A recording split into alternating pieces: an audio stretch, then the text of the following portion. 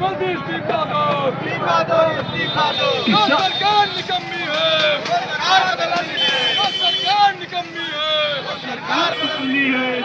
मोदी इस्तीफा दो, इस्तीफा दो। में वक्त हमारा भी था, लेकिन हम इनकी तरह नशे में नहीं रहते थे। जिस तरीके से सरकार नशे में काम कर रही है, सरकार बदलेगी और जिस बदलेगी तो इन्हें पता चलेगा कि कैसे सरकार चलाई जाती है। सरकार हमने भी चलाई है, हमने भी यहाँ पे सरकार चलाई है और सरकार आने वाले टाइम में हम फिर चलाएंगे।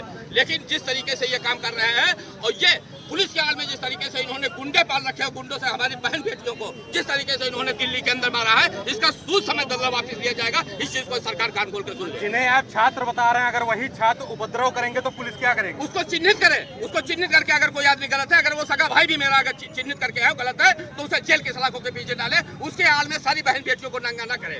ये हम सरकार से इन्हीं के गुंडों ने करवाई और इन्हीं के गुंडे वो चिन्हित हो रहे हैं। वो आप देख रहे होंगे, वो फुटेज में आ रहे हैं। और आपके जैसे ईमानदार मीडिया भी, जो सोशल मीडिया और जो इलेक्ट्रॉनिक मीडिया के कुछ ईमानदार लोग हैं, उनको फुटेज लिया गया है, उनको चिन्हित करके उन पर कार्रवाई की जाएगी। इस चीज को मान लीजिए। अगर कार्रवाई नहीं होगी तो हम लोग इसका बदला लेंगे। यहाँ से लेकर दिल्ली तक, सड़क से सदन तक हम लोग आंदोलन करेंगे, चाहे हम लोगों की अपनी जान की आहुति क्यों दे देना पड़े। बाबा साहेब अम्बेडकर वाहिनी के तत्वाधान में 20 जुलाई दिल्ली के जंतर मंतर पर आंदोलन कर रहे छात्राओं पर सरकार के आरएसएस के कार्यकर्ताओं द्वारा जो लाठीचार्ज किया गया है, वहाँ पर जो छात्राएं थी, महिलाएं थी, उनके साथ अभद्र, अश्लील और अमानवीय व्यवहार किया गया है। उसके विरोध में हमारा ये ज्ञापन था और हम सरकार से, हम माननीय महामहिम राष्ट्रपति मोदी जी से मांग करते हैं कि नरेंद्र मोदी जी की सरकार को तुरंत तत्काल प्रभाव से जो है बर्खास्त किया जाए। जितने भी लोग जो है इस नीट परीक्षा में, जितने भी परिवार के लोग जो है, परिवार के बच्चे जो की है, उन सारे परिवारों को जो है 1-1 करोड़ रुपए का मुआवजा दिलाया जाए। आंदोलन कर रहे हैं हमारे सोनम वांगचुक जी, अजीत दीपके जी, नेहा बोरा जी जैसे तमाम सारे आंदोलनकारी जो इस देश में जो है युवाओं के, छात्रों की आवाज़ को बुलंद करने का काम कर रहे हैं, उनका उत्पीड़न बंद किया जाए, उनको विचार व्यक्ति की स्वतंत्रता प्रदान की जाए। और साथ ही साथ इस देश में जो है जितने भी दलित, पिछड़े, अल्पसंख्यक समाज के लोगों पर अन्याय अत्याचार हो रहा है, उस पर भी लगाम लगाया जाए। भाजपा कार्यकर्ता आरोप लगा रहे हैं कि पूरा आंदोलन विदेश और विपक्ष से फंडेड है।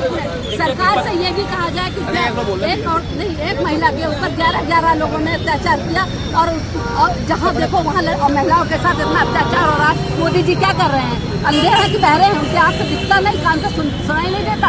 हम लोग पब्लिक हैं, हम लोग ऐसे आके सुनते हैं और उनको नहीं सुनाई देता। हमको चाहिए उनके साथ अत्याचार हुआ है, उसका सबको गिरफ्तार करवाया जाए और उनके घर वालों को।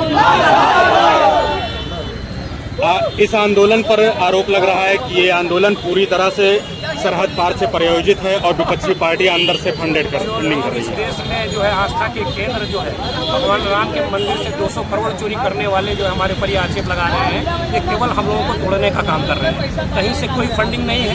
इस देश के जो है तमाम सारे बुद्धिजीवी और जागरूक लोग इस देश के जो है नौजवानों का साथ दे रहे हैं। आप देखेंगे जंतर मंतर पर तमाम सारे बुद्धिजीवी, चाहे वो क्या कहते हैं, सोनम वांगचुक हो या अजीत दीपके जी हो, नेहा बोरा हो, और पूरे देश से जो है नौजवानों का जो है बहुत बड़ा जो है जत्था वहाँ पर इकट्ठे हुआ है।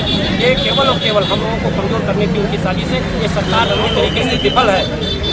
ये सरकार पूरी तरीके से जो है वो कौन